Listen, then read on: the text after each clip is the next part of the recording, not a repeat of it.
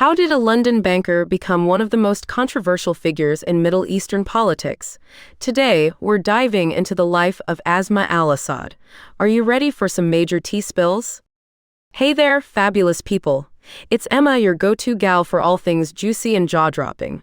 I'm here to totally spill the tea on the curious lives behind those juicy headlines we all love. Trust me, this story is no exception.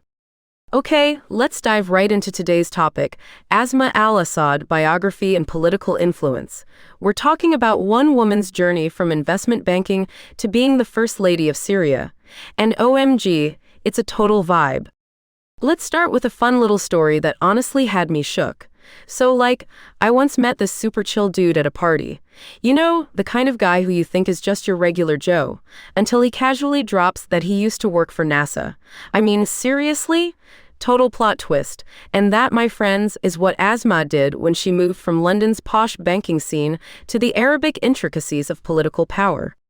So here's the basic scoop. Asma al-Assad was born in London back in '75. She grew up with this fab multicultural background that gave her a pretty rich worldview. Then she dove into the world of numbers with a degree in computer science and French literature.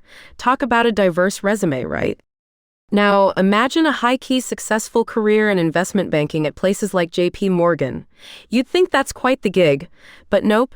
She traded spreadsheets for statecraft after marrying Bashar al-Assad in 2000. A definite kismet moment, if you ask me. Okay, let's move on. A big player in Asma's story is obviously Bashar al-Assad, her husband and president of Syria.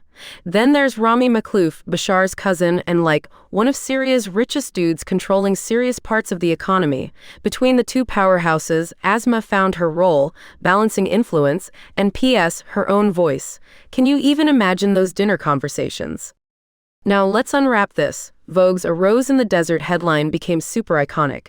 It painted Asma as this chic, cultural muse, but the timing, right during the Arab Spring, cue backlash. Epic fail, the arrogance was tone-deaf amidst the chaos back home. The piece was later pulled, but it sure made its mark. Classic Vogue, serving up drama with a side of fashion. Alright, what's next?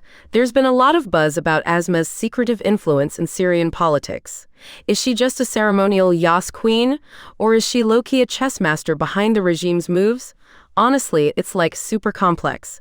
Given her upbringing in the UK, you might think she'd push for reforms, but the ongoing civil turmoil has blurred those lines big time. Okay, so what else, you ask?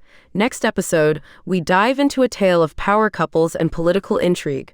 Trust me, you won't want to miss which influential spouse had the ultimate slay moment on the global stage.